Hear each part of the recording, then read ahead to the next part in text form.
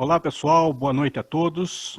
E com imensa satisfação que, como mediador deste debate, representando a SIAP São José dos Pinhais, apresento a vocês que nos acompanham nesta live, onde apresentaremos aos empresários, associados e comunidade em geral as alterações das leis trabalhistas por conta da pandemia Covid-19. Sendo assim, apresento a todos os debatedores, na pessoa da doutora Adriana Zabelski, atual presidente da OAB Subseção São José dos Pinhais, sócia fundadora do escritório Zabelski Jarek Advogados Associados, atuante na área trabalhista e empresarial, bacharel em Direito pela Pontifícia Universidade Católica do Paraná, pós-graduado em Processo Civil com ênfase no novo Código de Processo Civil pela Pontifícia Universidade Católica do Paraná, pós-graduada lato sensu em Direito Aplicado pela Escola da Magistratura do Estado do Paraná, pós-graduada em Política e Estratégia, Sociologia, Metodologia do Ensino Superior pela Escola Superior de Guerra, especialista em Processo do Trabalho e Processo Civil pela Uninter, a pessoa do Dr. Alexandre Chambó Júnior, cidadão de Apucarana, bacharel em Direito pela Pontifícia Universidade Católica do Paraná, advogado trabalhista desde 2002, atualmente presidente da Comissão de Direito do Trabalho da OAB Subseção São José dos Pinhais. E o Dr. Celso Fernando Gutmann, bacharel em Direito pela Pontifícia Universidade Católica do Paraná, advogado atuante no Estado do Paraná e São Paulo, gestor em Direito Civil, Trabalhista e Empresarial, sócio empresário do escritório Gutmann e Silva Advogados Associados, esteve como vice-presidente da OAB Subseção São José dos Pinhais na gestão de 2017 a 2020, que neste ato recebe votos de estima e consideração do procurador do município de Quatro Barras, Dr. Fabrício Figueira, e da doutora Paula Candeu, juíza da Vara Criminal da Comarca de Campina Grande do Sul. Então, a partir deste momento, declaro abertos os trabalhos, passando a palavra à presidente da OAB Subseção São José dos Pinhais, doutora Adriana Zabelski. Seja bem-vinda e a palavra é sua. Boa noite. Boa noite, Williams. Boa noite, Alexandre Chambó. Boa noite, Dr. Celso Gutmann. É com imenso prazer que nós estamos aqui de novo, sendo recebidos com todo esse carinho pela SIAP. E nos predispomos hoje a trazer mais novidades acerca das mudanças trazidas na legislação trabalhista durante essa época de pandemia. Como nós já falamos na Semana Empresarial, quando estivemos aqui, mais uma vez a gente ressalta a importância do empresariado local buscar o auxílio ao advogado nessa fase em que nós estamos passando, né? Principalmente, como foi falado, que muitas mudanças são específicas para esse período. Então, para que a gente não cometa equívocos, nem cometa erros que possam sair muito mais caro posteriormente com a futura demanda trabalhista, é importante agora, nessa fase, mais do que nunca, você consultar o jurídico da sua empresa. Em qualquer mudança, em qualquer situação que você for tomar perante um colaborador. Qualquer mudança que você for fazer, qualquer um desligamento ou uma forma, modificar uma questão contratual, é muito importante que vocês consultem o departamento jurídico, que vocês consultem um advogado. Se não tem um próprio da empresa, nós temos só dentro da Ordem dos Advogados que trabalha aqui em São José dos Pinhais, mais de 1.200 advogados inscritos, dentre eles, em média, 30% atendem a questão trabalhista do município. Então, procurem um advogado, tirem suas dúvidas, marquem consulta. É muito importante a todo o corpo empresariado desse município que todas as mudanças que pretendam fazer no contrato de trabalho de seus colaboradores, consultar um advogado. Porque é melhor pecar pelo excesso do que depois você estar lá com uma demanda trabalhista, né? Então, como nós estamos nessa fase em que todo mundo está contendo despesas, vamos fazer a coisa de forma correta, fazer a coisa de forma escrita, fazer toda a mudança apoiado no conhecimento de um advogado. E é com muito prazer que nós trazemos aqui hoje o Dr. Chambó, que já é conhecido do pessoal da SIAP, e o Dr. Gutmann, que é um dos advogados mais conhecidos da nossa cidade, porque já advoga há bastante tempo e principalmente na área trabalhista. Então, ao empresariado, hoje nós entregamos o conhecimento do Dr. Gutmann e do Dr. Chambó. usem e abusem do conhecimento dos nossos colegas e sempre que precisar. Se vocês não tiverem advogado, procura a Câmara Setorial da CEAP, que hoje tem a Câmara que atende também os interesses dos seus associados, ou qualquer advogado de sua confiança. Só não deixe de consultar um advogado. Essa é a nossa colocação e o nosso pedido que nós fazemos no início dessa live, que vai trazer alguns esclarecimentos para vocês. Devolvo a palavra para o Dr. Williams. Então, a partir deste momento, com as considerações da doutora Adriana, deixo à disposição do Dr. Alexandre Chambó e a do Dr. Celso para que iniciem esse rico debate com relação às alterações na legislação trabalhista. Boa noite, doutor Alexandre. Boa noite, doutor Celso. A palavra é de vocês. Boa noite, doutor Williams. Boa noite, doutor Celso. Boa noite, doutora Adriana. Gostaria de agradecer mais uma vez demonstrar minha satisfação de poder participar em mais um evento da CEAP. A CEAP é muito atuante aqui no nosso município, muito importante para o empresariado, para a atividade econômica local. E é muito importante esses esclarecimentos que a gente vai tentar fazer. Nós estamos aqui num momento de muitas mudanças, então muitas coisas ainda não estão bem definidas, nós não temos ainda um cenário de como o Poder Judiciário vai definir e julgar essas mudanças, então ainda é uma situação bastante nebulosa, então a gente está juntos aí desde o início dessa pandemia tentando esclarecer, muitas coisas já estão definidas, outras ainda não. Então, fica aqui o meu boa noite, passo a palavra para o Dr. Celso também para as considerações iniciais dele. Boa noite, doutora Adriana, boa noite, doutor William, boa noite, doutor Chambó.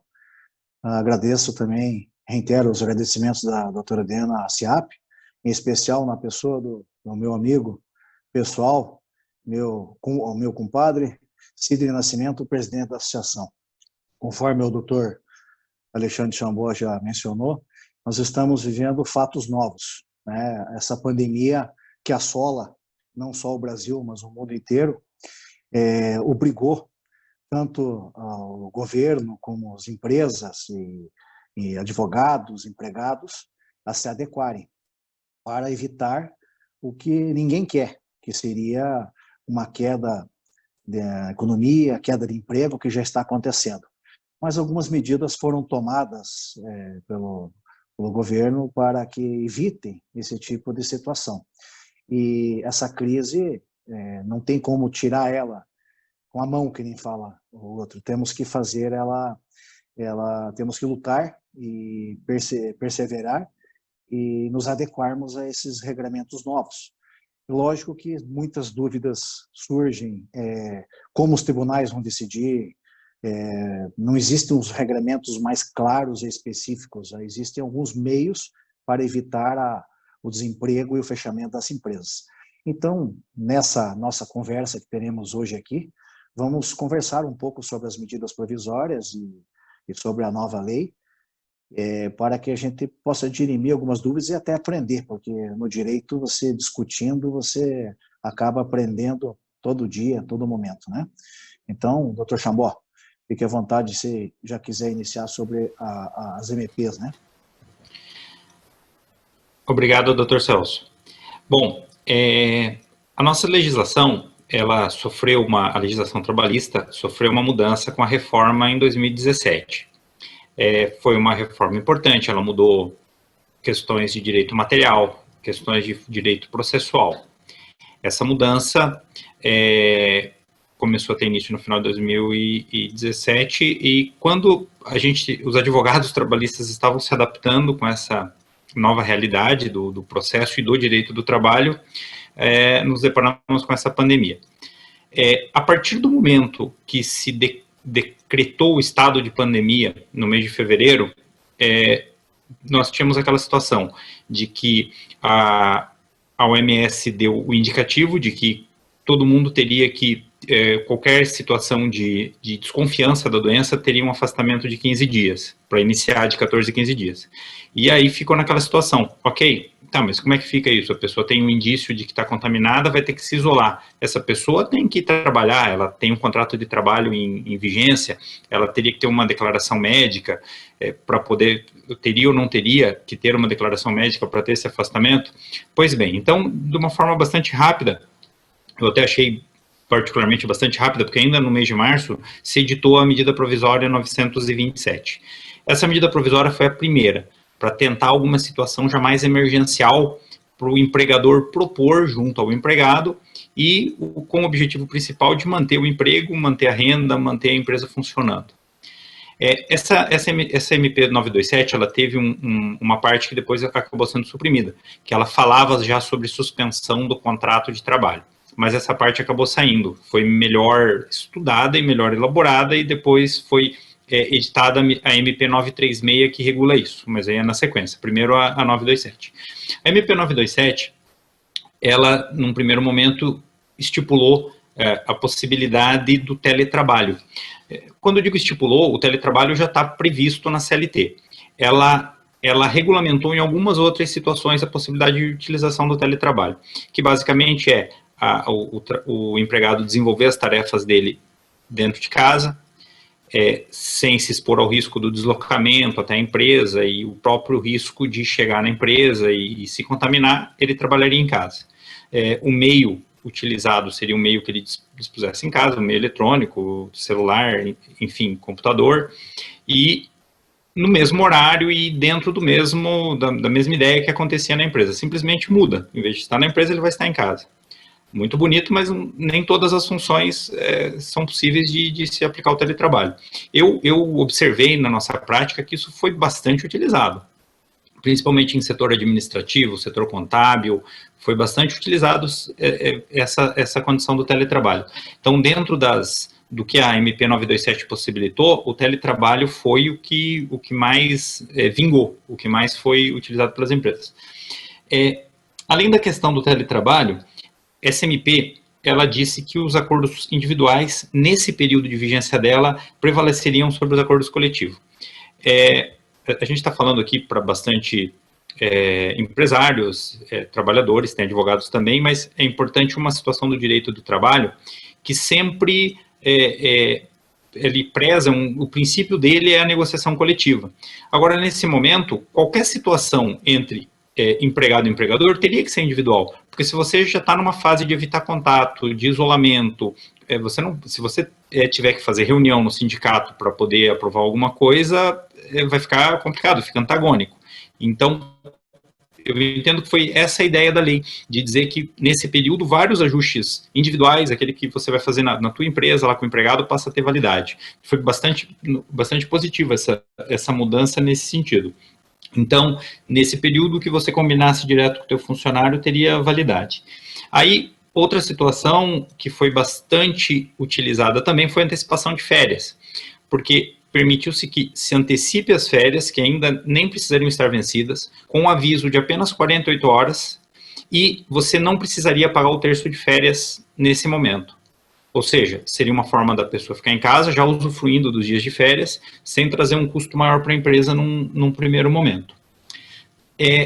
A SMP também possibilitou a ampliação do sistema de banco de horas, ou seja, horas negativas desse período poderiam ser compensadas em até 18 meses. Também para a empresa poder deixar o funcionário em casa nesse período e depois poder não perder essas horas, ali recuperar com o trabalho extraordinário do empregado depois. Outra situação, antecipação de feriados. Se permitiu que se antecipasse os feriados como uma hora comum para ser, no caso, compensado e trabalhado depois. Outra situação também importante foi o prazo concedido para o recolhimento do fundo de garantia. Então, a empresa poderia deixar de recolher no mês a mês para melhorar o fluxo de caixa dela e recolher até o final do ano. Essa foi a ideia inicial da MP 927. Eu fiz aqui uma abordagem geral dos temas principais, né?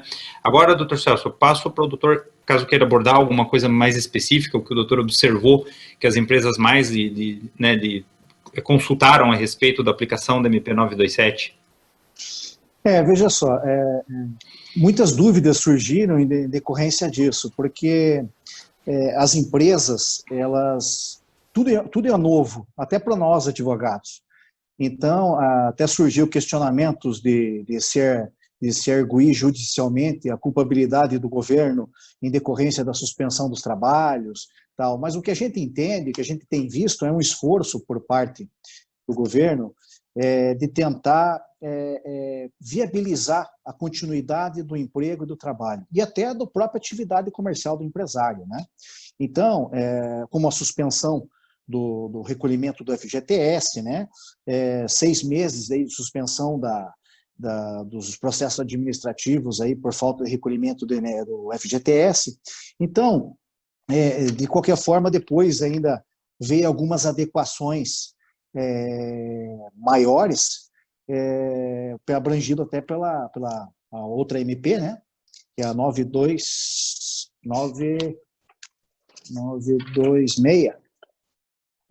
E depois a lei 14.020, que ela suprimiu e até validou algumas coisas da MP 936. Então, daí fica aqueles questionamentos, vai valer o que está na MP, o que foi feito antes, como é que fica, vai ter prioridade a lei 14.020 sobre a MP, então tem algumas adequações e alguns os nortes que a própria lei nos deu. Então, de qualquer forma, a gente está tentando se adequar a tudo isso. E o principal questionamento do empresariado é o seguinte, como é que vai ser a interpretação dos juízes trabalhistas acerca disso? A resposta, acredito que a gente dá e que todo mundo tem dado ninguém sabe, vamos verificar. Eu sempre tenho apregoado que tem que salvaguardar o direito do empregado. Não pode haver nada que ocorra que venha prejudicar os direitos constitucionais do empregado. Então, existe a Constituição Federal, depois vem a CLT, aí vem essa lei, que daí vai regrar tudo isso. Em tese, a gente vai viver aí um tumulto de interpretações e vai demorar um bom tempo ainda para a gente verificar essas adequações como serão, né? E para ajudar aí na sequência, a medida provisória, ela tem a validade de 120 dias, e essa medida provisória 927, ela não foi votada, então ela perdeu a vigência dela agora em julho, salvo engano foi dia 21 ou 22 de julho. Aí gerou mais polêmica ainda, porque o empregador pensa, mas eu antecipei férias, eu antecipei feriado, eu fiz um sistema de banco de horas, e como é que eu faço agora? Então, a interpretação e o conselho que a gente tem dado é no sentido de que o que foi feito no período de vigência da SMP valeu, e passa, e só não pode mais adotar esse sistema agora. Então, por exemplo, hoje, se o empregador quiser antecipar férias, na forma da SMP já não pode mais, que ela não está em vigência, você volta para o regramento normal da CLT. Aquela excepcionalidade de se poder avisar das férias com 48 horas, acabou. Tem que ter o prazo dentro da CLT, que é dos 30 dias antes, para avisar das férias. Banco de horas. Eu até aconselharia os empresários a dividir o banco de horas desse período da MP, deixar numa conta, porque você vai poder compensar ela no prazo da MP. Já horas realizadas ou não realizadas depois da vigência da MP, entra na regra normal, seja do acordo coletivo, da convenção coletiva, acerca do banco de horas. Então, ela valeu. Para quem aplicou isso que eu falei dentro do período, o que nós comentamos, né, pessoal, essas possibilidades, dentro do período de vigência dela. Agora já não pode aplicar mais, porque ela não foi votada, não se pode mais utilizar. Outra situação, o teletrabalho, porque muita gente agregou ao teletrabalho e a SMP perde a validade. Daí você tem que voltar a trabalhar na forma normal. Eu entendo que não, porque o teletrabalho ele tem uma regulação um pouco diferente na CLT do que estava na MP, mas tem que ter um equilíbrio nisso também e tentar adequar hoje o teletrabalho à CLT, porque não teria sentido, se a pandemia ainda não acabou, você deixou a pessoa no teletrabalho por 4 meses e daí agora ainda estamos numa situação igual e a pessoa volta para o trabalho. E tudo isso, doutor Celso, eu acho que vai ser relativizado na hora do julgamento. Na hora que um juiz for analisar uma questão de jornada, o trabalhador lá está pedindo hora extra de um período que ele ficou no teletrabalho lá nos 4 meses de MP. Mas depois ele ficou mais 2 ou 3 meses em teletrabalho ainda sem MP. Eu particularmente acredito que vai ter uma análise de uma outra forma. Nesse período tudo vai ser analisado diferente em relação a essas mudanças, doutor Celso. Doutor Alexandre, também tem a questão sobre o teletrabalho também de suma importância, que nós recebemos alguns questionamentos. Implementa-se o teletrabalho, mas não esqueçamos que a partir dessa implementação, a empresa é obrigada a fornecer meios também para que o empregado possa exercer o seu trabalho em casa, né? E o grande questionamento que fica é o seguinte: eu estou preocupado com as horas extras. Por quê? Porque às vezes a pessoa está trabalhando fora do horário do expediente, está acabando um serviço que ficou e não há muito vamos dizer assim, a fiscalização por parte do empregador. Então, a gente tem orientado até para que seja formalizado isso para as pessoas do teletrabalho, que elas somente laborem no período do horário normal de trabalho, para evitar uma possível discussão depois. E conforme bem o doutor acrescentou, vai ter que ter muito bom senso na aplicabilidade desses julgamentos trabalhistas. E, obviamente, eu quero acreditar que os juízes eles vão ponderar realmente no que efetivamente aconteceu nessa relação de trabalho. Porque os empresários têm se queixado muito para a gente, dizendo assim, por que a conta só nós que pagamos? Por que infelizmente, na Justiça do Trabalho fala-se que é o risco da atividade empresarial. Mas para amenizar esses riscos, tem que se tomar algumas cautelas. Formalizar os pedidos, né, conforme a doutora a presidente Adriana falou, nós temos que consultar o jurídico das empresas, os advogados, debater isso, para tentar errar menos, porque acertar 100% vai ser difícil, né? Então, de qualquer forma, doutor Alexandre, eu acredito que o teletrabalho, ele já havia essa previsão antes, e ela vem a calhar nesse momento de pandemia, até para que não parem essas atividades. Porque às vezes o próprio empregado ele chega e diz, eu estou com medo de trabalhar, eu não quero trabalhar, eu não quero ter o contato com ninguém, eu tenho uma pessoa idosa em casa, eu tenho um pai, uma mãe, né, eu tenho um filho pequeno. Então isso também dá um conforto maior para o próprio empregado. E o empregador, até porque ele não pode exigir conforme for a situação, sempre o acordo é a melhor solução para esse tipo de situação, é bom ajeitar tudo, né? Então, eu acho que está sendo muito bem usado o teletrabalho. Agora vamos aguardar as consequências futuras, né? É verdade, doutor Celso, porque realmente vai ter muita discussão, principalmente a grande questão do teletrabalho é a questão da jornada, que depois vai ter aquela discussão do que é efetivamente jornada, do que não é, se trabalhou ou não trabalhou, porque é bem subjetivo, né? Você está em casa, você não tem uma fiscalização direta do teu empregador, mas de repente você está com o computador ligado, mas não está ativado completamente.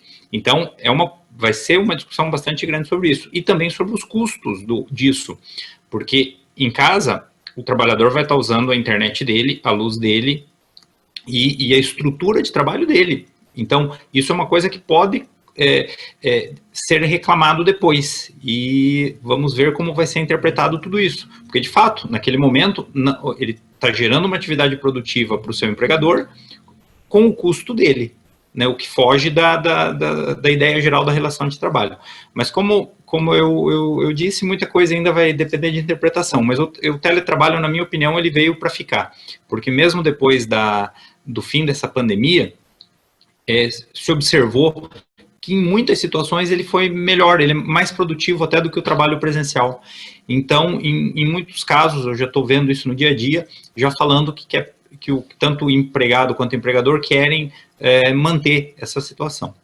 Depois, doutor, já emendando, vou tomar a liberdade de falar um pouquinho da MP 936.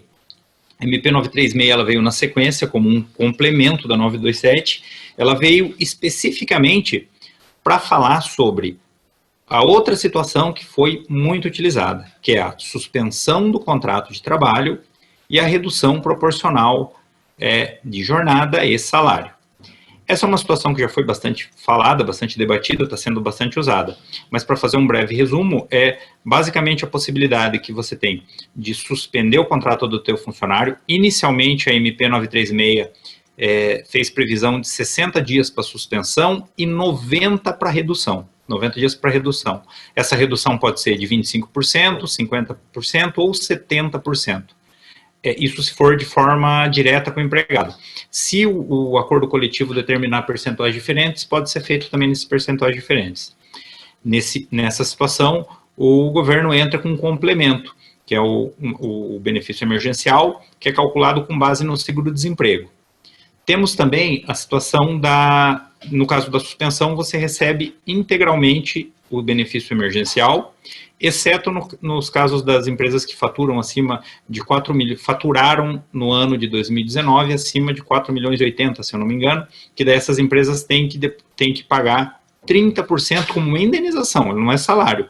Eu suspendo o contrato do meu funcionário, ele vai se habilitar lá no benefício emergencial, ele vai pegar 70% do valor base do benefício emergencial e a empresa entra com mais 30% como indenização. Nesse período, o contrato de trabalho, ele tem os efeitos lá da suspensão, é uma indenização. E a empresa tem que manter os benefícios desse funcionário também. Na redução, a mesma coisa, mantém os benefícios também. E, num primeiro momento, foi 60 dias para suspensão, como eu disse, e 90 para redução. Aí que gerou a polêmica. Essa lei foi, essa MP é de abril. Muitos empregadores adotaram a suspensão. Aí o tempo foi passando, a pandemia não terminava, você em várias cidades tinha lockdown parcial, bandeira laranja, empresas que podiam abrir depois não podiam mais, e gerou aquela ansiedade do empregador. Pois eu já dei os 60 dias e está acabando, e foi gerando toda essa polêmica.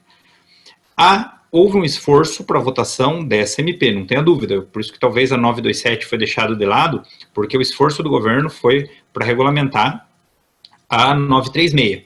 E aí virou a lei 14020. Quando eu digo virou, estou falando numa linguagem aqui bem mais simples, no sentido de que a MP ela tem a vigência de 120 dias, depois ela tem que ser, vigência máxima, né? Ela tem que ser votada pelas casas e aí sim vira lei ordinária regular. E foi o que aconteceu. A lei foi finalmente votada e na sequência veio um decreto que complementa essa lei, que determina que a suspensão de 60 dias passa a ser por até 120. E a redução de jornada, que era 90, passa a ser 120 também.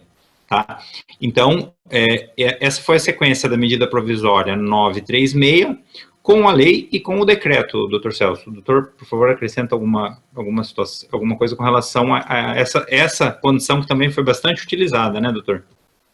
Outros questionamentos que a gente também ficou sem saber o que fazer, que a Lei 14.020 veio a corrigir, vamos falar assim, a MP 936, era sobre as gestantes e sobre as pessoas aposentadas. Então, os empresários perguntavam, eu tenho uma gestante, como é que eu vou enquadrar ela nisso? Vou descontar da licença maternidade? Não vou.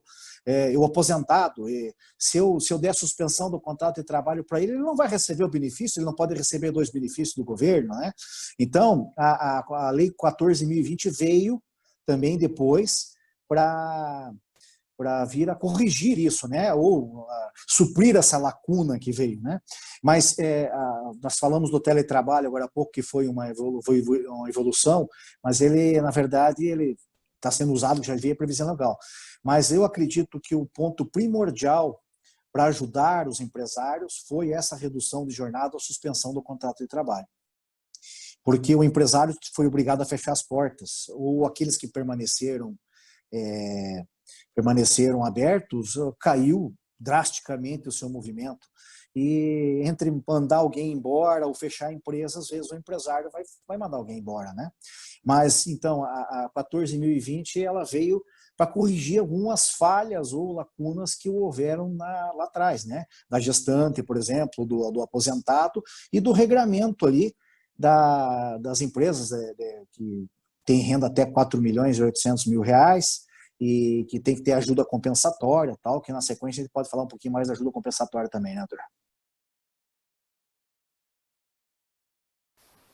Essa questão da gestante, doutor, é uma coisa que a MP simplesmente tinha deixado passar em branco, ela não falou.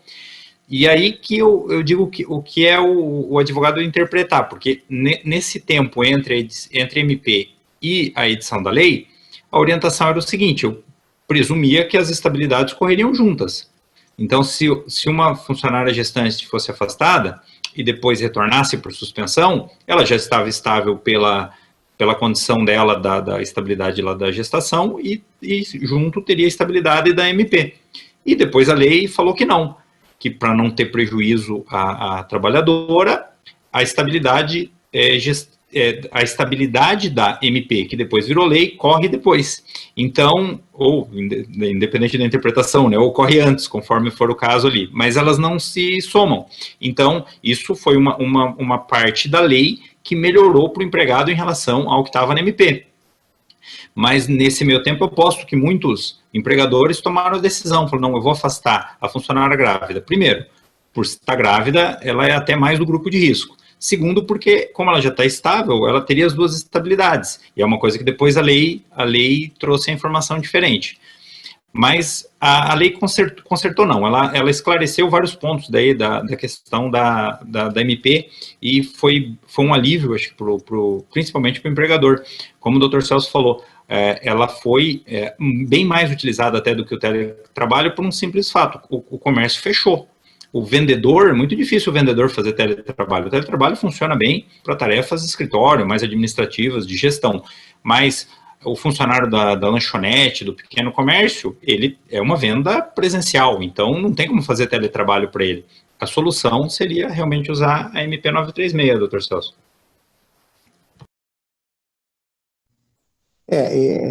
Das gestantes a gente também interpretou da mesma forma, né? O que ficou assim um pouco na lacuna ficou a questão do aposentado, né? Porque geralmente o aposentado é do grupo de risco e seria uma prioridade da suspensão do contrato de trabalho para ele, quando não poderia ser teletrabalho, que a gente orientava primeiro da seguinte forma: como havia essa lacuna na lei, se você puder colocar o aposentado que é empregado da empresa no teletrabalho, você estaria resolvendo dois problemas ao mesmo tempo. Mas muitos empresários, não, eu não tenho como fazer essa função de teletrabalho. O que faço? Suspendo? Ele vai perder o dinheiro? Como é que vai fazer? Ele vai perder parte da renda dele, porque ele não pode receber o benefício do governo, né? Então, que nem eu mencionei mesmo, daí veio a Lei 14.020 nos brindar, né, com isso. E muitos dos empresários nos questionavam e pediram estudos para dizer, eu quero aplicar lá o 486 da CLT, que é o fato do príncipe, né? Que seria quando há ordem do governo municipal, estadual ou federal que afetem a atividade empresarial, o governo tem que assumir a responsabilidade das indenizações, das rescisões de contrato. Então, houve vários questionamentos aí pelo Brasil afora, tem vários debates acerca disso, judiciais já inclusive, né? Mas aí veio a Lei 14.020 e enterrou a possibilidade da aplicação desse 496. Mas, doutor Chambó, eu já vi várias discussões acerca disso, vai ter muita discussão sobre a validade dessa vedação da aplicação do artigo 486 da CLT. Isso aqui vai parar a nível de Tribunal Superior do Trabalho e tal. Até o ministro, esses dias, num programa de televisão, ele, na opinião dele, ele falou, não é aplicável para a pandemia, porque o Estado, ele não suspendeu o contrato de trabalho ou a atividade empresarial a seu bel prazer. Ele estava salvaguardando vidas. E isso aí é um empecilho para a aplicação desse artigo, mas que vai gerar muita discussão, vai gerar muita tese jurídica, isso vai longe, até porque muitas empresas, infelizmente, não vão sobreviver a toda essa pandemia, né? Então, mas que vai gerar isso, não tenha nenhuma sombra de dúvida. Só fazendo um gancho na apresentação dos doutores, né? O doutor Christian Frederico da Cunha Bundt, que é gestor de finanças e gestor de educação superior, dá aos participantes aí boa noite e deixa, né, aquele apanhado de que este é um desafio, como todas as novidades apuradas pela pandemia. Então ele dá uma boa noite aos participantes e já fazendo um gancho também do nosso presidente da SIAP, do senhor Sidney, passa para nós que, infelizmente, o empresário sempre paga a conta, tanto o governo com altos impostos, quanto a justiça do trabalho, que entende que um funcionário é sempre a parte mais frágil da relação trabalhista. Diante desse contexto, como que nós poderemos observar, né, a longo prazo, que essa balança será equalizada, porque além dos altos impostos, a conta dessas questões, desses passivos trabalhistas, ficarão com os empresários, né, que são os detentores da mão de obra. E como que poderia ser observado isso a longo prazo na visão dos doutores? Bom, veja só, um abraço ao Christian, aí, um grande amigo nosso, e agradecemos aí a sua saudação. Veja, essa é uma questão também que eu diria que não vai ter que haver somente alterações na legislação trabalhista, ou uma continuidade de algumas coisas. Eu acredito que, não é muito a minha área, mas eu acredito que vai ter que se mexer muito na parte tributária, porque os encargos são muito grandes, pelo menos por um período, pelo menos alguma lei, ou algum benefício, né, alguma vantagem vai ter que se propor e se aprovar para que a empresa possa continuar respirando, porque os encargos já são extremamente grandes, numa situação normal. Agora, você estando sendo assolado e arrasado por uma pandemia dessa, eu acredito que vai ter que haver alguma solução mais pela parte tributária e alguma alteração legislativa. Sem contar também, sem nenhuma sombra de dúvidas, que vai ter que haver um bom senso na aplicação, né, das decisões judiciais. E eu vou parafrasear aqui o Cortella, que é um palestrante famoso, que ele sempre diz o seguinte: vaca não dá leite. Você tem que tirar o leite da vaca. Ela não dá sozinha, você tem que ir lá buscar. E, parafraseando, a empresa ela tem que continuar dando leite para poder alimentar, né, uma forma figurativa, os empregados. Porque matar a empresa, você sufocar a empresa, você atolar ela de impostos, de encargos, de responsabilidades, de indenizações, isso vai acabar matando a vaca. E se mata a vaca, vai ficar um monte de gente sem ter com o que se alimentar depois. Então, nós temos que ser muito cautelosos nesse caminho. O governo já está estudando uma proposta de reforma tributária, algum incentivo, alguma coisa vai ter nesse sentido. Mas é muito cedo ainda para falar, nós não sabemos quando que vai terminar essa pandemia, né? Quando que as coisas vão voltar à normalidade. Então, nós dependemos muito aí de algumas decisões tomadas a nível governamental e até judicial para poder ajudar o empresário a continuar respirando, né? Porque a situação está muito caótica. Eu digo isso de cadeira porque eu tenho muitos clientes que estão passando por uma dificuldade enorme e já passavam um pouco antes e agora assolou demais, né, o caixa da empresa, a sobrevivência da empresa. O Dr. Chambó também, que atua também na área trabalhista e também atua também para empregados, também tem a visão dele, pode nos proporcionar aí qual que é o seu pensamento acerca disso. Doutor, concordo plenamente que agora nós temos que falar numa situação mais de tributo e imposto do que em legislação trabalhista.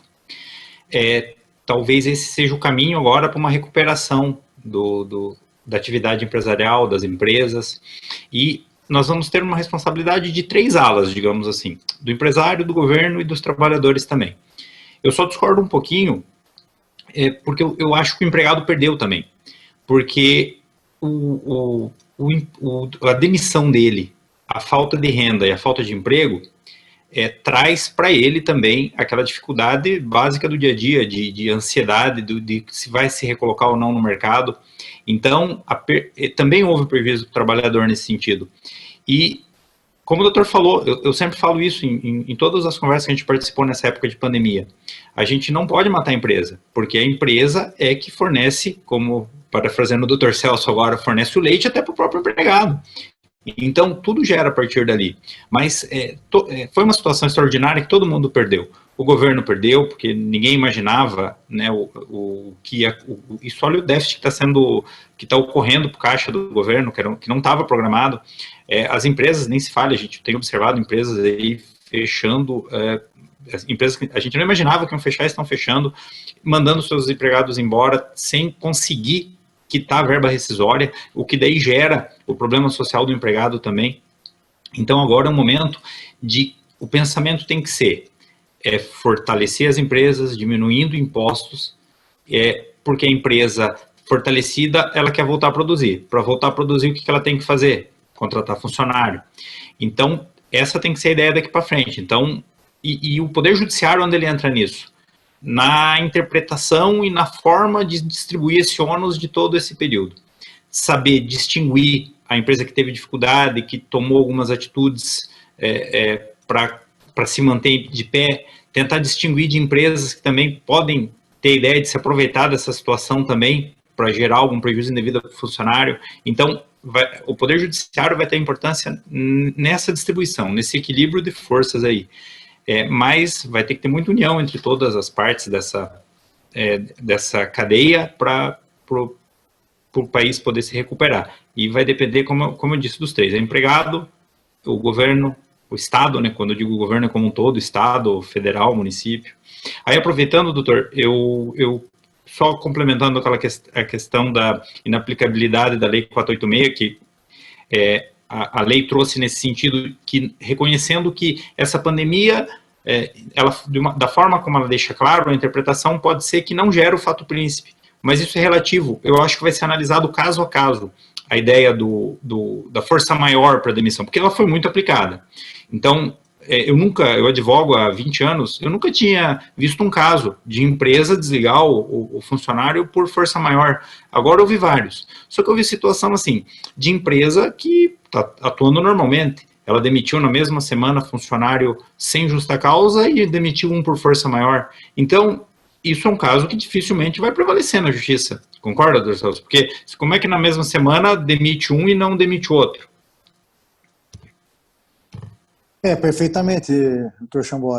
Na verdade, o que acontece? A gente tem conversado com alguns juízes e também com os empresários, e os juízes têm deixado, alguns juízes têm deixado claro no seguinte sentido: nós vamos analisar os casos, porque tem algumas pessoas que estão usando essa pandemia como desculpa para não honrar com as suas obrigações. Tem casos aí de dívidas anteriores à pandemia que estão querendo já usar isso como justificativa. E nós temos deixado bem claro isso, que isso não vai ter a acolhida da Justiça do Trabalho. Então, de qualquer forma, tem que ser muito bem ponderado e analisado isso. O doutor acabou de mencionar agora, demite um sem justa causa e outro por força maior. Não vai ser visto com bons olhos isso, com certeza não. Então, e não é só isso, os estudos alguns debates que têm ocorrido, têm mencionado que alguns entendimentos judiciais dizem que só a situação financeira e a crise não é motivo relevante para a aplicação do 486.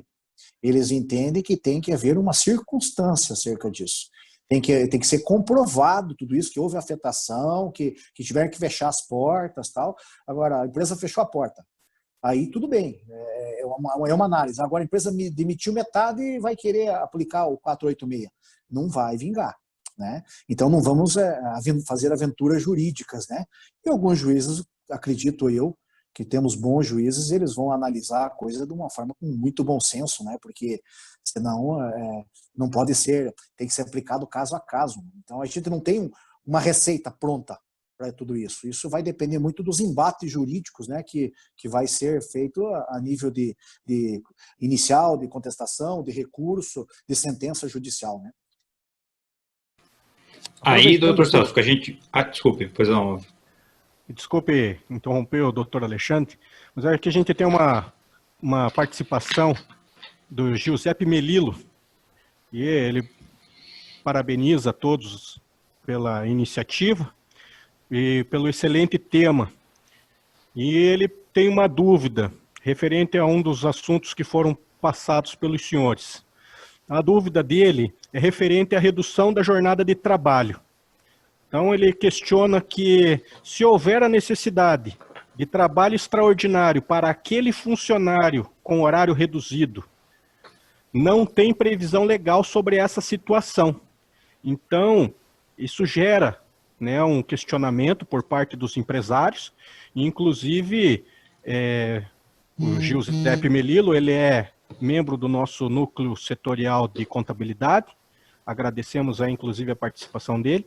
Então, a dúvida é essa, qual seria, né, uma recomendação para que o empresário adote uma postura com relação a isso, né? É evidente que, diante do que a gente tem vivido, a gente não tem uma receita pronta, como foi passado pelo próprio doutor Alexandre, mas é uma recomendação que possa gerar menos impacto para o empresário, né? Como seria se a empresa necessita, né, um período curto, de 1 a 3 dias, dessa hora extra desse funcionário que está amparado pela redução da jornada de trabalho.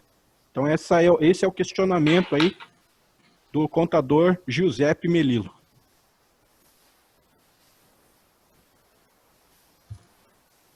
Bom, doutor Celso, você me permite... pode falar, doutor Celso. Não, pode falar, depois eu complemento aqui. Tá. Bom, como o doutor Williams observou, é uma situação que a lei não falou, mas a interpretação da MP e da lei, ela deixa bem claro que se estipulou a suspensão do contrato e a redução proporcional do salário de jornada, e ela fala ali no mesmo item. Eventuais irregularidades nesse procedimento, porque a gente não pode esquecer que o governo está pagando um complemento, que é o benefício emergencial. Então, qualquer irregularidade nesses procedimentos gera, digamos, a obrigatoriedade do pagamento do salário integral no período. Então, eu particularmente acho bem perigoso você exigir o cumprimento de hora extra quando o funcionário está com a redução de jornada. Eu daria uma solução de suspender essa redução naquele período que vai ser feita, porque você, com a lei, se estipulou que você pode, os 120 dias são somados em períodos não menores que 10 dias. Então, eu posso reduzir a jornada, depois voltar, suspender, voltar, reduzir. Então, eu acho um pouco perigoso, doutor Celso, porque pode ser interpretado como uma fraude ao sistema e futuramente até a empresa ser penalizada com o pagamento integral do salário e dos demais, digamos assim, obrigações sociais daquele empregado. Coincidentemente, eu fiz uma orientação nesse sentido esta semana, porque o que ocorre? Se o empresário optou pela redução, obviamente porque ele não tem serviço não tem demanda. Havendo a necessidade de demanda, a orientação é que você cancele a redução da jornada. A suspensão não vou dizer porque ele está suspenso, ele não vai estar na empresa. Mas cancele para evitar a aplicação das multas previstas na Lei 4.020, que são de 50%, 70%. Então, as multas são pesadas. Então, é incongruente. Se o empresário diz que precisa de hora extra, ele não precisa da redução. Se ele não precisa da redução, cancela e traz o empregado de volta e volta à normalidade. E que bom que ele não está precisando, que está fazendo hora extra. Se ele está precisando de hora extra, é sinal que está produzindo, né? Então, que nem eu concordo com o doutor Alexandre, é incongruente. E isso não vai ser visto com bons olhos numa demanda trabalhista. A demanda trabalhista, o juiz vai entender dessa forma, acredito eu, por uma questão de bom senso. Porque se o governo está te ajudando, você não tem demanda, por que você vai pagar hora extra? Porque a ideia lógica seria a seguinte: não, eu vou pagar essas 2 horas extras, então, para ele e depois ele volta. Eu acho que fica meio incongruente. Concordo com o doutor Alexandre. Doutor William, se tiver mais algum questionamento, estamos à disposição.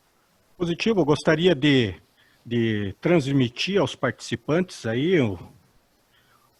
do membro da diretoria que está acompanhando a live e Está gostando das orientações que estão sendo passadas pelos doutores? Então, deixo registrado aí a participação do senhor Edilson Catapan, que dá uma boa noite a todos e parabeniza pela participação e orientações. No mesmo sentido, já aproveitando, tem uma pergunta de um participante que faz a pergunta no seguinte sentido: quando da rescisão do contrato, tanto pelo empregador como pelo empregado, as férias adiantadas e banco de horas negativo poderá ser descontado da rescisão? Como que o empresário observa essa situação se ele precisar dispensar o funcionário e esse funcionário tem férias adiantadas e banco de horas negativo? Por favor. Veja bem, também não há uma previsão específica sobre isso. Vamos fazer uma interpretação aqui pela lógica. É um posicionamento meu, vamos deixar bem claro isso. É o que eu defenderia se eu tivesse discutindo isso judicialmente. A lei prevê essa antecipação de férias, de banco de horas. Eu interpreto da seguinte forma, e respeito até, porque eu estou olhando mais pelo lado empresarial, porque eu advogo mais para empresas, o Dr. Chambó está mais para empregados. Então, veja, se houve a demissão por parte da empresa, eu entendo que não tem que ser devolvido nada, porque houve um benefício e a decisão foi da empresa. Agora, se houve um pedido de demissão do empregado, ou até uma justa causa que seja plausível, eu entendo que esse benefício que foi adiantado ao empregado e não foi, aliás, foi gozado pelo empregado e deixou a empresa, adiantou esse dinheiro, eu acredito que pode ser descontado numa possível rescisão. Mas isso não é pacífico, é um entendimento pessoal meu, e que vai gerar também muita discussão, porque diz que benefício dado não é benefício que não pode ser retirado, mas eu ainda sou de equalizar aqui os prejuízos, né? Então eu defenderia essa tese, apesar de não constar na lei nada acerca disso. Se a demissão, repetindo, se a demissão for a pedido do empregado, eu entendo que pode ser descontado. Agora, se foi demitido sem justa causa, eu acredito que não há possibilidade, a justiça não vai acolher esse desconto. Doutor Alexandre, respeitosamente, é o meu posicionamento, né? Obviamente, fique à vontade para dar a sua manifestação. Doutor, eu concordo integralmente com o que o doutor falou. Por vários lados que a gente interpreta, funciona assim. Porque qual que é a ideia da MP? É preservar o emprego. Então, a empresa, das duas MPs, né? A empresa antecipou férias, ela tomou medidas justamente para quê? Benéficas até a ela em relação à legislação ordinária, porque a MP trouxe vários benefícios para a empresa. É para manter o emprego. Então, se ela demite na sequência, então, ou seja, não teve um benefício para o empregado, ela usou de um benefício para ela e depois desligou. Eu também entendo que ela não poderia descontar. Ou até num pior cenário, aquela interpretação de descontar, pior cenário para o empregado, no caso, descontar até no máximo 30% do valor líquido lá das verbas rescisórias. Que também poderia se interpretar dessa forma. Mas com relação ao pedido de demissão, é diferente. Porque daí o funcionário, ele antecipou as férias, ele, digamos assim, ele ficou com aquele saldo negativo de várias verbas, de banco de horas e das próprias férias, e ele optou por pedir demissão. Aí a iniciativa do desligamento partiu dele. Se presume que ele tem uma outra condição profissional para frente ou uma outra situação. Aí autorizaria o desconto. A análise do doutor encaixa muito bem. Aproveitando mais uma participação aqui, nós temos o questionamento do senhor Joel. E ele pergunta aqui o seguinte: quando o empregado é acometido pelo vírus, né, e isso gera uma responsabilidade do empregador, qual seria a responsabilidade do empregador se dentro dessa situação o empregado é acometido pelo vírus? Por favor. Bom, doutor Alexandre, quer mencionar ou posso eu? Doutor, eu vou fazer um rápido comentário, que a lei não fala a respeito disso. Aí vamos para a regra geral. Quando que você culpa uma empresa por uma doença? Quando você prova o nexo causal, ou seja, você tem que provar que aquela doença, isso através de perícia, através de prova, que aquela doença que afetou aquele trabalhador ele foi adquirido na empresa ou por culpa da empresa. Tem que ser uma coisa bem exclusiva, é o que a gente chama em direito lá de nexo causal, é a causa. Pois bem, eu hoje enxergo como praticamente impossível você imputar à empresa a responsabilidade no caso de equiparar uma doença profissional. Primeiro, é um vírus que a própria ciência ainda não tem uma certeza exata de como ele funciona. Por mais que eu tenha um pequeno surto na empresa, a pessoa pode, o trabalhador, ele pode ter contato com aquele pessoal da empresa, mas pode ter também surto no bairro dele, em outras situações, no fim de semana, no mercado. Então, é outra situação que eu acredito que vai ser analisado caso a caso. Por exemplo, você tem um baita surto num açougue, ou agora nesse frigorífico, que está muito comum. Você tem um baita surto. E o frigorífico, mesmo com aquele surto, ele não toma as medidas preventivas e continua deixando o pessoal vir trabalhar, e essa contaminação fica muito claro que atingiu vários funcionários, e ainda assim o frigorífico não tomou atitude. Você conseguindo provar isso, você vai levar uma boa ideia para o juiz de que é grande a chance dele ter adquirido esse vírus lá. Mas isso é uma exceção da exceção. Eu acho que a regra geral vai ser por não imputar essa responsabilidade ao empregador, justamente por não ter como auferir que a doença foi adquirida lá. Essa é a minha opinião, doutor Celso. Concordo plenamente com a sua opinião.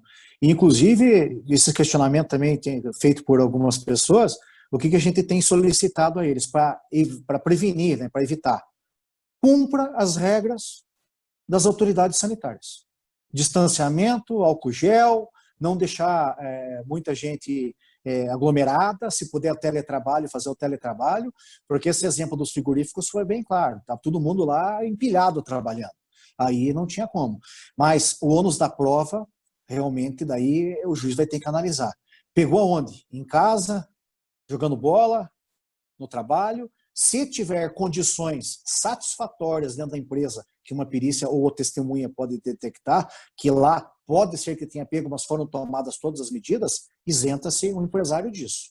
Se ele tomar essas medidas. Então, as cautelas têm que ser tomadas e providenciadas. Se não tiver esse nexo causal, eu acredito que vai se alegar força maior, vai se alegar que não depende do empresário, que a ciência ainda não descobriu como que realmente isso efetivamente se acontece, se vai pelo ar, se não vai, se é só por contato. Então, é tudo muito discutível. Eu, a princípio, coaduno do vosso entendimento. É muito difícil caracterizar isso. Mas, para evitar, o empresário tem que tomar todos esses cuidados. Agora, vai na frente de um juiz, prova que não tinha álcool gel, que não tinha... Não usava-se máscara, obrigava-se a trabalhar todo mundo num cubículo pequeno. Aí pode dar elementos suficientes para um juiz do trabalho aplicar a indenização, né, em decorrência do acometimento dessa doença. Perfeitamente. Aproveitando aqui, nós temos a participação também de um aposentado, João Maria. Ele escutou os doutores falando sobre situações em que o aposentado, além de estar aposentado, ele ainda está trabalhando. Então ele pergunta aqui, quem é aposentado e tem o seu contrato de trabalho suspenso ou jornada reduzida, ele poderá se valer dos benefícios, do benefício emergencial que é proposto pelo governo? Então esse é o questionamento aí do João Maria. Por favor. Bom, eu mencionei agora há pouco que a MP 936 não brindou nem as gestantes e nem os aposentados. Mas a lei 14.000, ela veio e já solucionou esse problema. Então, veja, no que se refere ao aposentado, se a empresa optar pela redução ou pela suspensão do contrato de trabalho, o que vai acontecer? A empresa vai ter que complementar, vai ter que pagar o valor do auxílio emergencial, do benefício emergencial. A empresa que vai arcar com esse ônus, ela vai ter que arcar, já está especificado isso, está bem claro. Então, é por isso que até mencionei há pouco ali, se puder colocar o aposentado em teletrabalho e suspender o contrato de trabalho de uma outra pessoa que possa receber o benefício emergencial, ótimo. Porque se a empresa optar, ela vai ter que pagar o valor que ele teria direito a receber o benefício emergencial. porque na lei fala que quem já recebe algum benefício do governo não pode receber duplicidade. Então está vedado na lei isso. Perfeito? Doutor Alexandre, se tiver mais algum complemento, por favor. Nenhum, doutor. A abordagem é perfeita, é isso mesmo. O princípio como a ideia das MPs é preservação de renda e a um custo menor do governo, se a pessoa ela já tem, se pensar na renda mínima, ela já tem uma renda da aposentadoria, então ela vai perder bastante, tanto na redução, na suspensão, nem se fale, mas é o que a lei estipulou e não tem muito o que acrescentar, está perfeito aí a abordagem do doutor. Nós temos também aqui a participação da Patrícia Lima, e ela pergunta o seguinte: quem tem mais de um emprego, o empregador de ambos poderá suspender ou reduzir o contrato de trabalho? Então ela está com essa dúvida, porque ela, segundo ela, tem 2 empregos. Então ela quer saber se ambos poderão suspender ou reduzir o contrato de trabalho dela.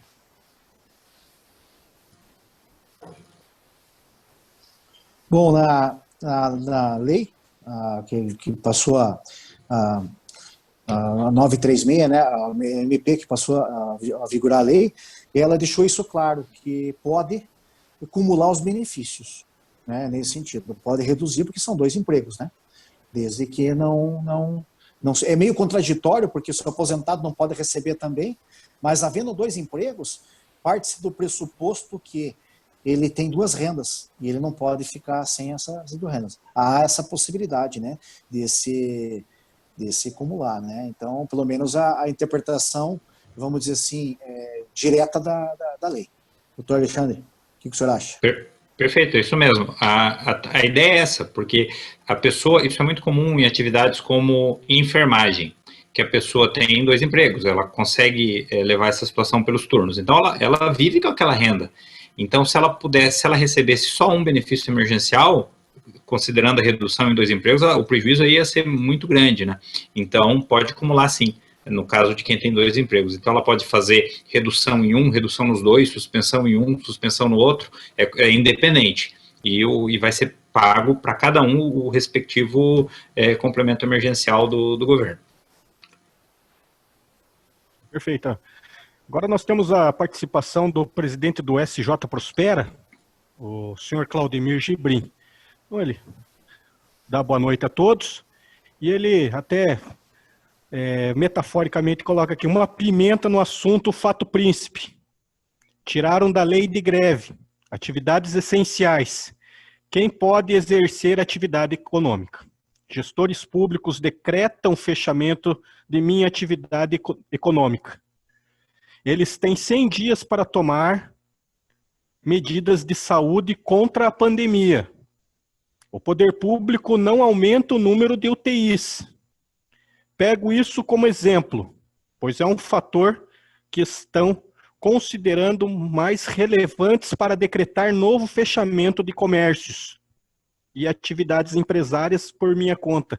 Estou colocando aqui. Então, estão utilizando isso para fechar e decretar, né, novos fechamentos. Nestes casos, onde a inércia do setor público é clara, caberia o fato do príncipe na visão dos senhores?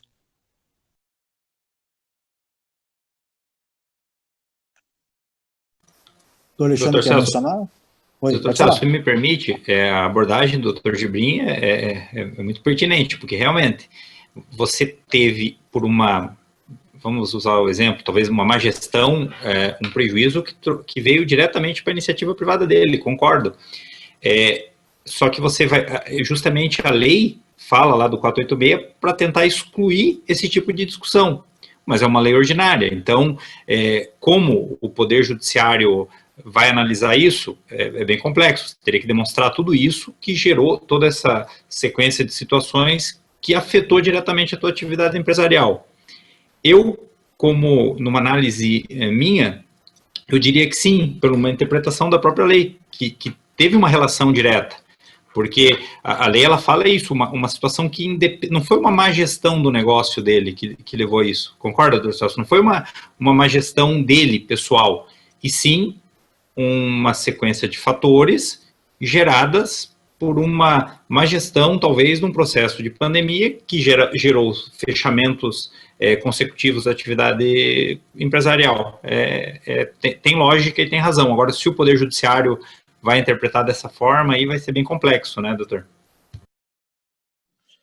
Eu mencionei anteriormente, né, que eu vou usar de uma maneira, interpretação minha. O governo se adiantou. Ele falou, eu vou tirar esse valor da minha conta. Eu vou colocar um artigo específico aqui que afasta a aplicação do 486, que é o artigo 29 da lei. Eu diria que a regra geral vai ser aplicado isso. Agora, sendo comprovado a ineficiência das autoridades, que eles não tomaram nenhuma medida e que isso ocasionou o fechamento do negócio em decorrência dessa inoperância, em decorrência de que não foi só o fato da pandemia, eu entendo que é muito interpretativo e vai depender muito da aplicação de cada julgador. E não ouso dizer que teremos decisões de primeiro, segundo e até terceiro graus conflitantes, porque é aquela história que os antigos juristas falam, né? O direito é como uma vara de bambu. Ele pode ir para um lado, pode ir para o outro, pode ir para frente, pode ir para trás, mas não pode quebrar. E essa interpretação é muito subjetiva. Ela não vai ser aplicada numa regra geral. E eu acredito que o intuito disso foi exatamente isso.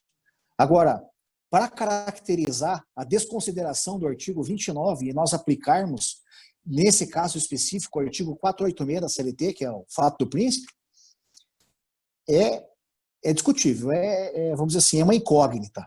Mas teria, conforme o questionamento do Dr. Gebrim, teria justificativas e fundamento jurídico para se pleitear isso juridicamente. Mas o que vai acontecer lá na frente, ninguém sabe. Acho que a última vez que aconteceu uma pandemia foi em 1918. Então, os regramentos eram totalmente diferentes à época, jurídicos inclusive, então vai tudo fato novo para nós. Mas tem fundamento sim, se comprovar isso. Um abraço ao meu amigo Gebrim, que fez o questionamento.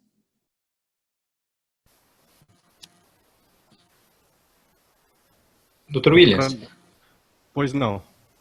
Só, se me permite, dentro da normatização, né? A gente tinha falado da 936, da lei do decreto, eu só queria citar mais um detalhe, que foi, apesar de ser portaria do Ministério do Trabalho, ela tem uma importância. Não se presume mais fraudulenta a demissão de um funcionário e a recontratação dele dentro do período de 90 dias, que antes, por uma portaria de 92, tinha esse entendimento. Tá? A Justiça do Trabalho, o Ministério do Trabalho até autuava a empresa, porque ela entendia como uma fraude ao sistema do fundo de garantia, talvez até do seguro-desemprego, caso o funcionário recebesse. Mas por esse nosso momento especial, não tem mais essa presunção. Então, hoje o empregador demitiu o funcionário dele hoje, um bom funcionário, mas ele teve que demitir, não achou solução, e de repente o mercado reaqueceu, ele quer recontratar, ele não precisa esperar essa janela, ele pode já recontratar o empregado dele com base nessa portaria.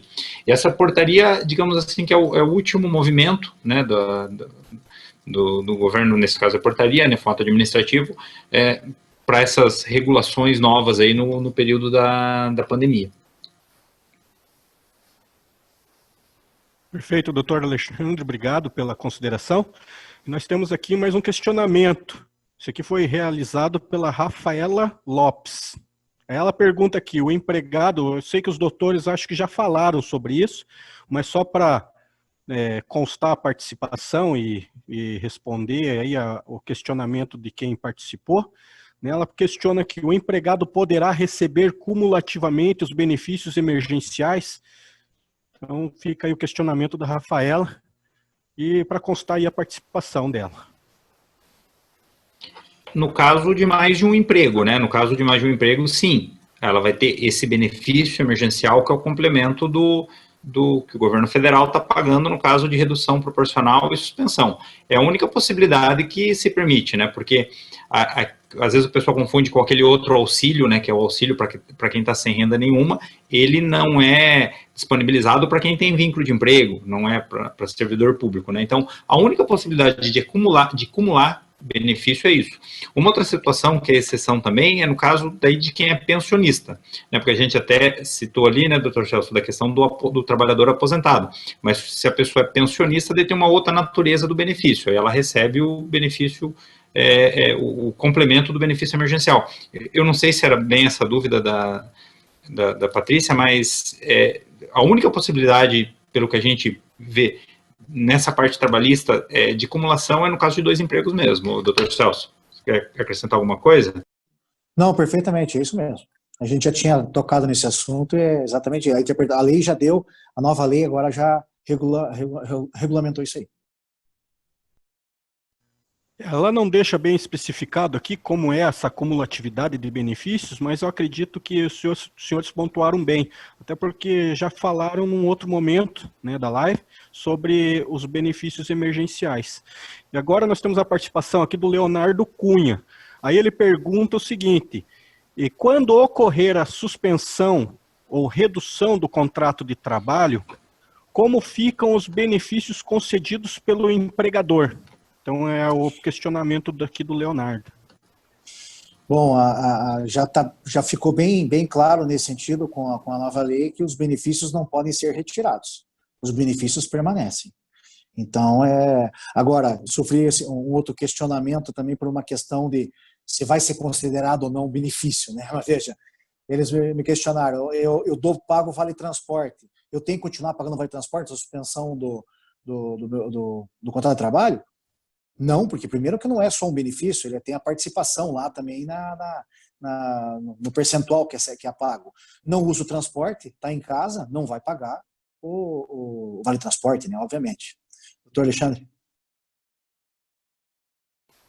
Perfeito, doutor Celso, exatamente. O vale transporte perde o sentido porque justamente a pessoa não está se deslocando, então não tem sentido manter. Mas os demais benefícios se mantêm.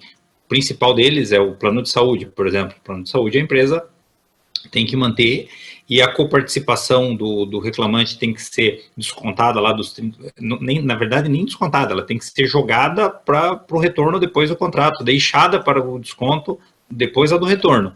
Mas os outros benefícios todos se mantêm. Isso está bem claro na legislação, para não trazer maiores prejuízos ao empregado também, né, doutor Willis? Perfeito, agradeço. Aqui nós temos aqui a participação de uma gestante, Alessandra Torres. Ela falou: sou gestante. E aí ela pergunta: uma gestante que teve sua redução ou suspensão do contrato de trabalho, como fica a garantia do empregado? Né, no caso dela, que é gestante. Então ela está questionando essa situação. Por favor. Doutor Alexandre, até para que eu não fique falando muito, se o senhor quiser iniciar, fique à vontade. Essa é uma das questões que foram esclarecidas, né, pela lei, pela 14.020, porque elas não se acumulam.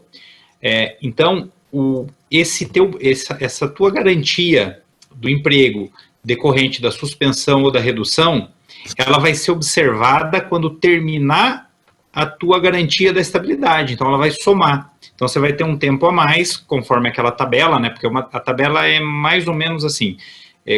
Se você reduzir o teu contrato 50%, você teria 50% do tempo de estabilidade lá na frente do que durou essa redução. No caso da suspensão, se você teve teu contrato suspenso por 2 meses, você tem esses 2 meses de garantia. Na verdade, eu falo estabilidade, mas é uma garantia do emprego, que o empregador não pode te mandar embora. Mas caso ele queira mandar, ele tem esse ônus de ter que te indenizar esse período. No caso da suspensão, seriam 2 meses. Mas o que a lei esclareceu é isso, que ele começa a somar depois que já terminou a tua garantia decorrente da estabilidade.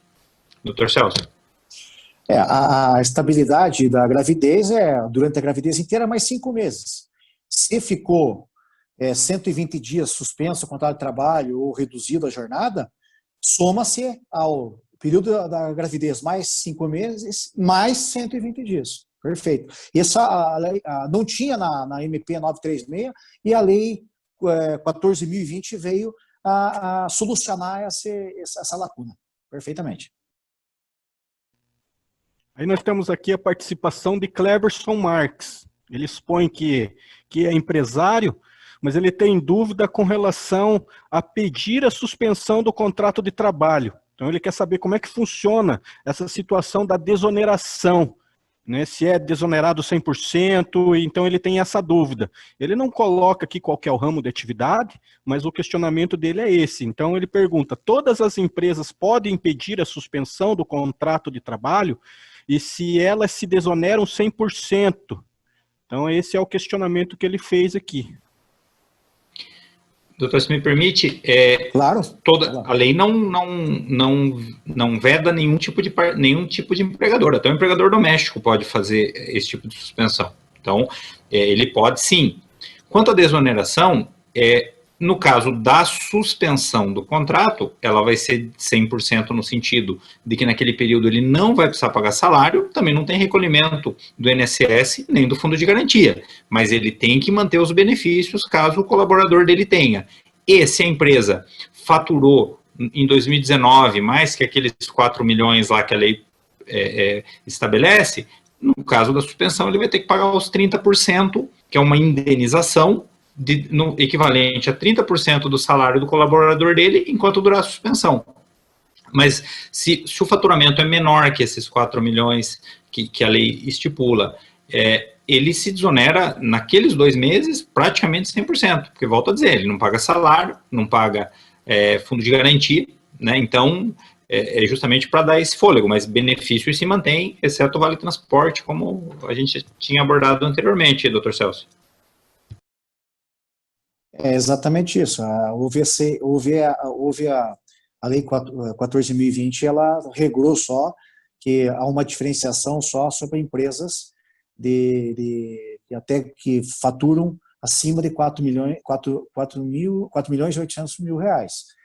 E, obviamente, daí tem aqueles regramentos ali, um gráficozinho que menciona que empregados que ganham até 3 mil e poucos reais, né, e são hipersuficientes, não há necessidade de acordo coletivo.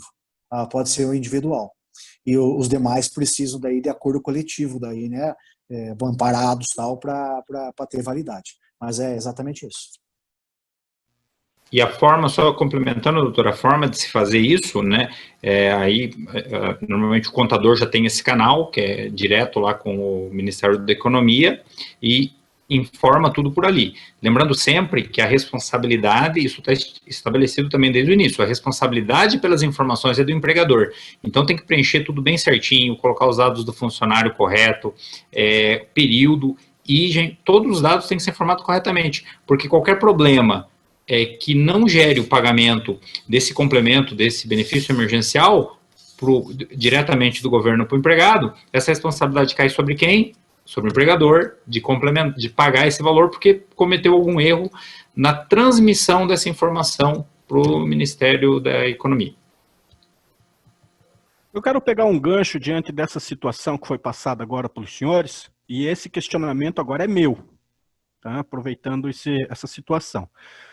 Caso a empresa tenha aberto as portas em 2020, janeiro de 2020, e ela não tem essa comprovação de renda bruta, como que ficaria a situação para ela, no caso de requerer essa suspensão do contrato de trabalho, uma vez que ela não tem essa comprovação dessa situação de renda bruta?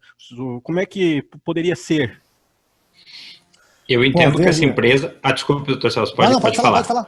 Pode falar. Então, eu entendo que ela não precisaria pagar os 30%, porque como a lei fala, empresas com faturamento superior a 4.800 no ano de 2019, seria uma espécie de excludente, né? Então, eu entendo que ela poderia sim suspender o contrato, independente do faturamento que ela teve nesses primeiros meses e no ano de 2020, ela não precisaria pagar o complemento dos 30%.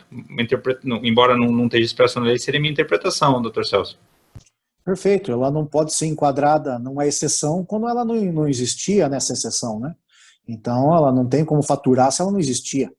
Então, aí foi uma falha da lei. A lei deveria dizer para quem as empresas que foram geradas e criadas a partir de 2020, vai computar imediatamente o mês anterior da sua renda. mas não tem nisso, não vai se enquadrar, não vai ser obrigado a fazer essa contribuição.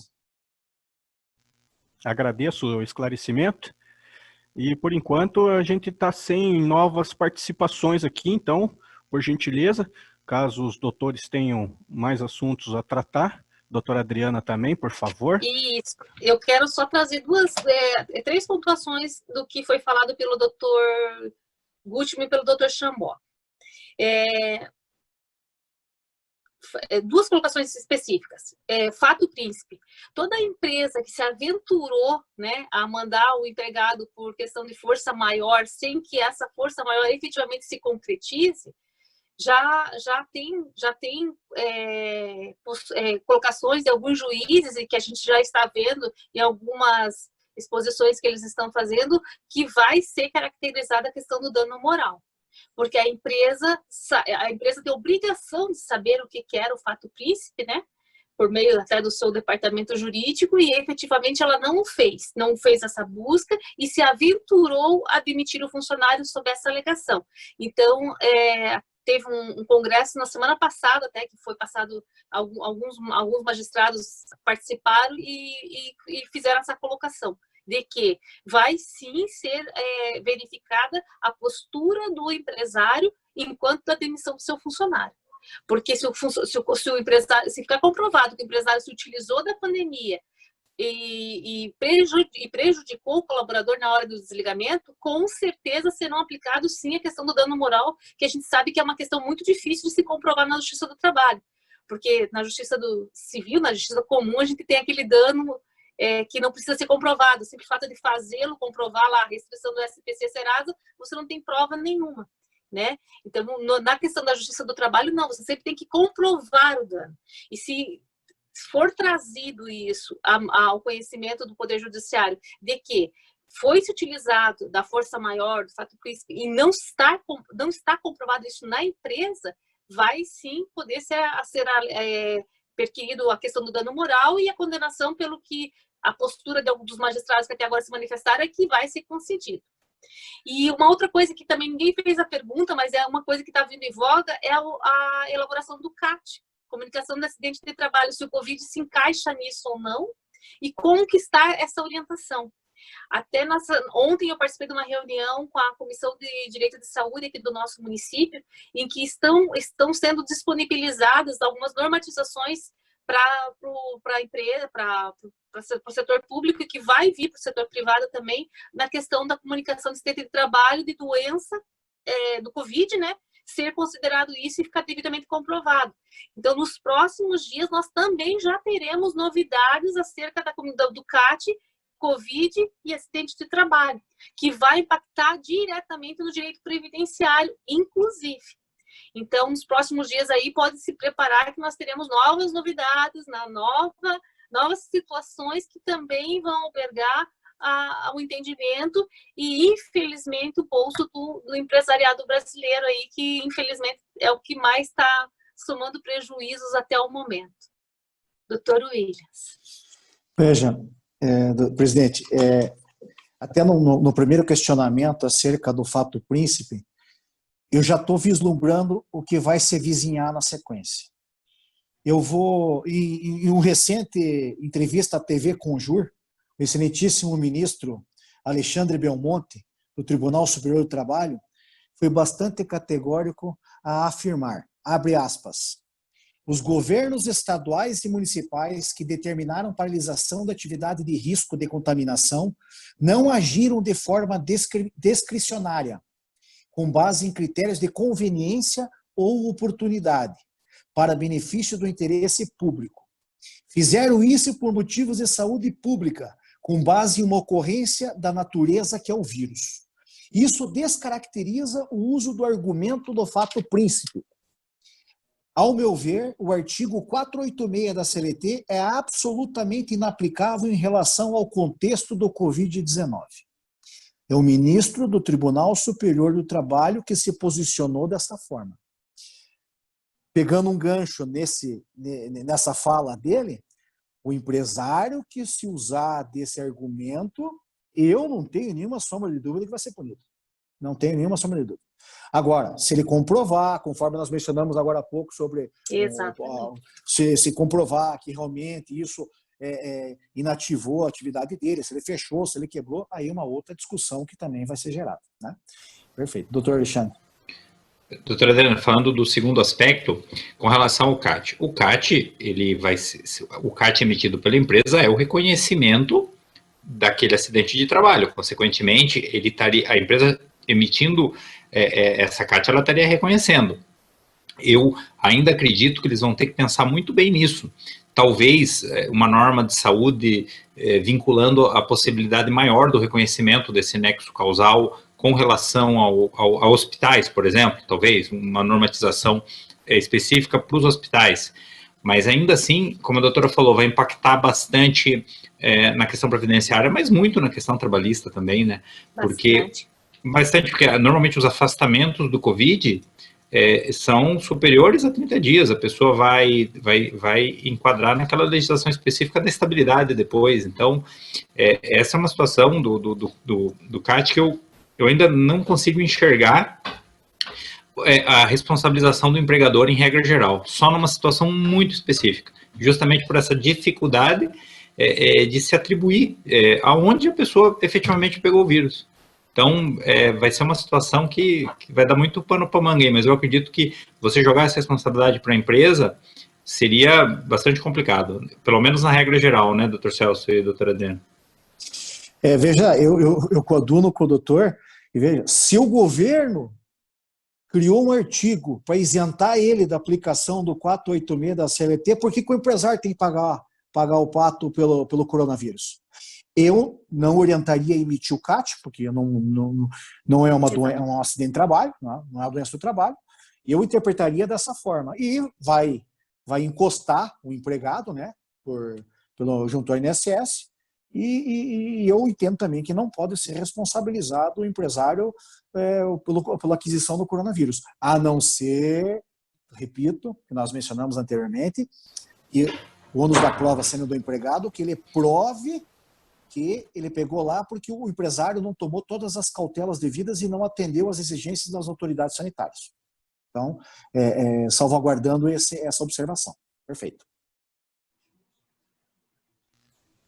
Nós temos aqui também uma participação via Facebook do Odenir Rocco.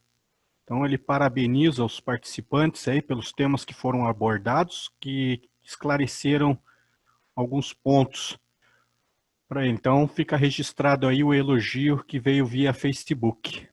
Então, deixo a palavra aí para o doutor Alexandre, para esclarecer mais algum ponto que entenda ser necessário, até nós termos uma outra participação, caso a doutora Adriana também gostaria de falar mais alguma coisa, por gentileza. Doutor Celso, por favor. Eu acho que ficou bem claro, né, doutor Williams, que nós estamos num momento de muita mudança, e como eu falei no começo, é interessante que essa mudança seja acompanhada pelo departamento jurídico, pela contabilidade, pelos recursos humanos das empresas, que nunca foi tão requisitado como está sendo requisitado agora, com muita atenção, com muita questão documental, todas as mudanças que forem feitas, que seja documentada, que seja organizada, que seja seguido uma forma que uma possível demanda trabalhista, depois você tenha isso tudo documentado. Como bem falado pelo doutor Alexandre e pelo doutor Celso, tudo é novidade. Nós não sabemos como vai ser julgado, nós não temos noção de como se dará o julgamento das demandas posteriormente. Então, para o mundo jurídico, só existe o que está escrito, que a gente consegue efetivamente comprovar. Então, mais do que nunca, empreendedores, empresários, busquem sim o auxílio para que vocês tomem todas as decisões de vocês pautada no menor prejuízo possível ou uma possibilidade menor de erro, né? Essa é a principal função nossa nesse momento em que está tudo muito instável. Então, nós precisamos tomar todo esse cuidado para gerar o menor dano possível de tantos que o empresário está somando nessa questão de pandemia.